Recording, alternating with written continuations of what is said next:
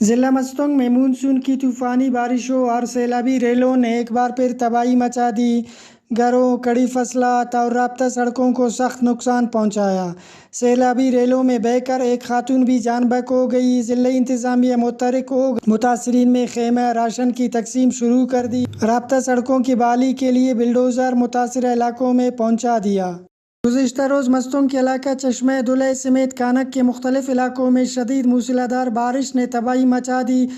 سیلابی ریلیں آبادی میں داخل ہوئے، جس سے گھروں کو کافی نقصان پہنچایا اور لوگ کھلے آسمان تلے آ گئے، جبکہ کڑی فصلات بہہ گئے اور ٹیوب ویل و سولر پلیٹس کو بھی تباہ کر دیا۔ دوسری جانب ضلع مستونگ کے تحصیل کردگاب کے مختلف علاقوں میں تیز بارش اور پہاڑوں کی طرف سے آنے والے سیلابی ریلوں نے بہت سے علاقے متاثر کیے، جن میں کئی لوگوں کے کچے مکانات، دیواریں منہدم ہو گئے۔ کئی رابطہ سڑکیں سیلابی ریلوں سے بہہ گئے۔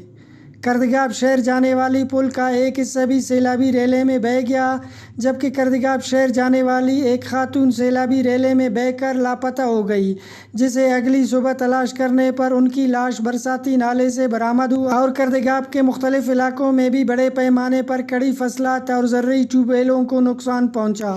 سیلابی ریلوں کے بعد ضلع انتظامیہ بھی متحرک ہو گئی اور ایڈیشنل ڈپٹی کمشنر اور اسسٹنٹ کمشنر مستونگ نے کانک اور کردگاب کے متاثرہ علاقوں، جن میں کردگاب شہر، کفتاری اور دیگر علاقوں کا دورہ کیا، جہاں پر سیلابی متاثرین میں امدادی ریلیف تقسیم کیے اور مزید ان کے گھروں، دیواروں اور زرعی نقصانات کے تخمینہ لگانے اور مکمل سروے رپورٹ پیش کرنے کی تاکید کی۔ اس کے علاوہ سیلابی ریلوں سے کردگاب کے مختلف علاقوں کے رابطہ سڑکیں اور قومی شاہراہ متاثر ہونے سے زمینی رابطہ منقطع ہو گیا، جس کی بحالی کے لیے ہنگامی بنیادوں پر اقدامات شروع کر دیے۔